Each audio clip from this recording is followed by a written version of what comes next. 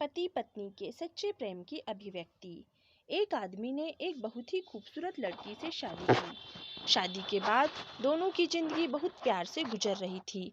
वह उसे बहुत चाहता था और उसकी खूबसूरती की हमेशा तारीफें किया करता था। लेकिन कुछ महीनों के बाद लड़की को चर्म रोग हो गया। वह चर्म रोग से ग्रसित हो गई। धीरे धीरे उसकी खूबसूरती जाने लगी। खुद को इस तरह से देखकर उसके मन में एक डर सा उत्पन्न हो गया कि अगर वह बदसूरत हो गई तो उसका पति उससे नफरत करने लगेगा, उससे प्यार नहीं करेगा। एक दिन की बात है, उसका पति किसी काम से शहर गया था।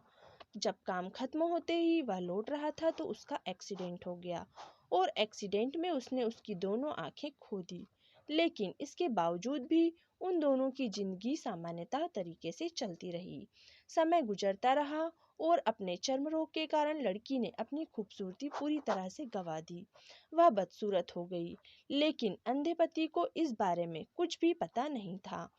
इसलिए इसका उनके खुशहाल विवाहित जीवन पर कोई प्रभाव नहीं पड़ा। वह उसे इसी तरह प्यार करता रहा।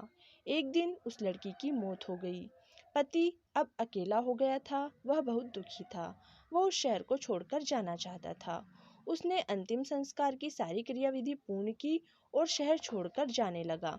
तभी एक आदमी पीछे से बोला, अरे भाई, तुम कहाँ जा रहे हो? अभी तक तो तुमने सारी जिंदगी अपनी पत्नी के सहारे गुजार दी। अब तुम बाकी की बची जिंदगी किसके साथ गुजारोगे?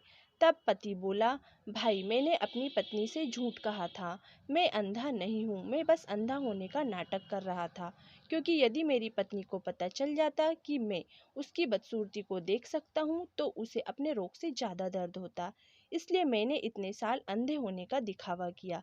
वह बहुत अच्छी पत्नी थी, बस मैं उसे खुश रखना चाहता था। तो खुश रहने के लिए हमें भी एक दूसरे की कमियों के प्रति आंखें बंद कर और उन कमियों को नज़रअंदाज कर देना चाहिए।